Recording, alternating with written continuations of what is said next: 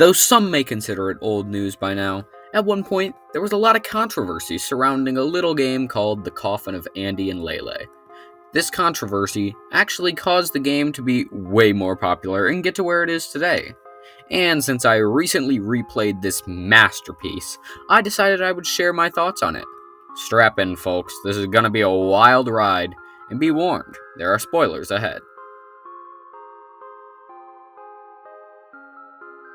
The Coffin of Andy and Leyley was first published on itch.io in October of 2023 by Kit9 Studios and Nemley, however it's pronounced.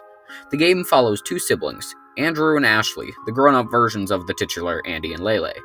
After being exposed to tainted parasitic water, the pair is locked inside their apartment. The staff there absolutely sucks and never gives them food, even though they're technically supposed to. Honestly, from just the douchebags on TV and pretty much every human interaction, it seems like everyone's a shitty person in this game. Except Andrew and Ashley. They're such kind-hearted individuals. Anyways, after seeing their neighbor fail a demonic summoning and have his soul stolen, they decide to make the decision to eat him. And honestly, I don't blame them. It's a life or death situation, and they decide to be smart and chose life. Anyway, after cooking a delicious cultist stew and some interesting dialogue between our protagonists, they plan an attempt to escape. And how do they go about this? Well, they set up the ritual for themselves, holding a lady hostage downstairs and forcing her to convince the guard to go upstairs and be taken by the demon that Ashley summons. In return, Ashley gets a talisman that will give her clairvoyant dreams when she sleeps. With that, the two siblings escape into the night and take a bus out of town. That sums up Chapter 1, nothing too bad, just, demonic sacrifice and cannibalism. However, the release of the second chapter is what really sparked controversy.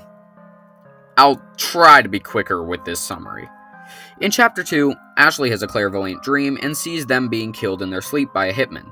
She wakes up Andrew and they quickly leave the motel where they were hiding out at.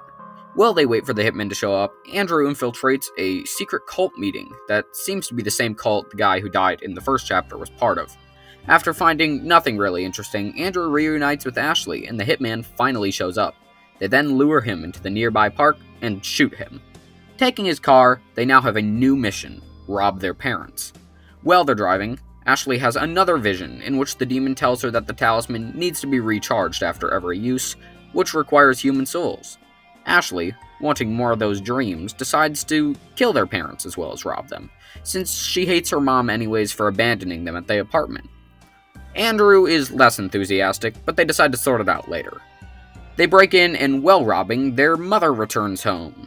She's surprised to see them there, and a little suspicious, but the siblings manage to play it off somehow and stay the night. In this part, it's very clear that Mrs. Graves hates Ashley as much as Ashley hates her. I just wanted to add that. That night, Ashley uses the gun that she got from the guard and herds Mrs. Graves down to the basement to prepare the sacrifice. While gathering supplies, Andrew accidentally wakes up their father, so he has to tie him up as well. It's clear that Ashley doesn't think much about their father, and honestly, nobody seems to. He's just a really bland guy. He doesn't even have his own talking sprites. After making sure her credit card is completely unlocked, the sacrifice takes place and the talisman is recharged. They dispose of the corpses in various ways, and once they're done, they decide to settle in for the night. Andrew really wants to see a clairvoyant dream, or so he says. I think he just wants to share a bed with Ashley. But anyway, Ashley agrees to share the talisman after some rather silly comments. This part of the game is the one that sparked controversy and actually led to the author, Nemley, I still don't know how to pronounce that, getting doxxed multiple times. More on that later. In the dream, you have different choices you can make, different ways of solving the puzzles that will lead to one of two endings. There's Decay Route, also known as the Sane Route, which absolutely nobody likes, and then there's the Burial Route, also known as the Questionable Route, which is the based ending. The Decay Route shows the siblings' relationship decaying, with Andrew fed up with Ashley's bullshit and killing her. And the Burial Route, well, let's just call it unethical sibling bonding. Once they wake up from the burial dream, Ashley seems pretty nonchalant while Andrew is coping hard. Really hard. And no, I'm not going to tell you what happens when they wake up from the decay dream, because I've never played that route. You can call me lazy, but honestly, I'd rather not acknowledge that ending because it's sad. Let me live in blissful ignorance. Either way, the chapter ends the same. They dump what little is left of their folks into the ocean. End of chapter.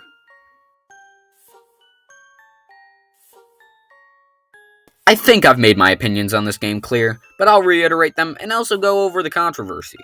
Overall, the Coffin of Andy and Leyley is great. Well, it's really fucked up in every way possible. Some of their interactions are genuinely sweet and wholesome. The art is great, and though what little gameplay is there mostly consists of fetch quests, walking, and not at all subtle puzzles, it's still really fun. The writing in this game is truly phenomenal, and honestly makes the more mundane moments interesting because I just like seeing their conversations unfold. And now we get into the controversy. When Chapter 2 was released, the morality police of Twitter decided that the themes of the game were just too morally abhorrent to be displayed in video games, and I'm gonna go on a rant here because I'm very opinionated on this topic. First off, most of the people hating on the game haven't even played it and just assume that the wacky antics, as I'll call them, are the entirety of the game. Well, guess what? Not only is it completely optional, not only is it very clear what's about to happen when you solve the puzzle in the required way, but the game literally warns you that it seems like a highly questionable idea to take this path. This is 5 minutes at the very end of the game, well, what's currently out, and somehow it's enough to dox and harass the author over it? Oh yeah, not to mention that there are mainstream games that are praised that have worse stuff than this, literally Call of Duty. And somehow, goofy shenanigans are the biggest of your concerns? It's completely stupid. This is why Twitter should get the X and be deleted. Okay, rant over. Let's wrap this shit up.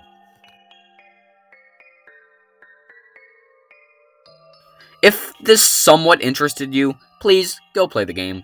If this didn't at all, still play it. It's peak. With the clips of the third chapter, it actually looks really good.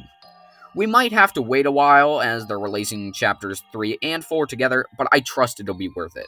Also, I just realized I skipped a lot of stuff, specifically their childhood memories, so I guess you'll have to play the game to see it. Besides, I don't think the plot summary needs to be any longer. If you ended up enjoying this video, please like and subscribe. I'm trying to reach 1,000 subs to get my greedy ass monetized.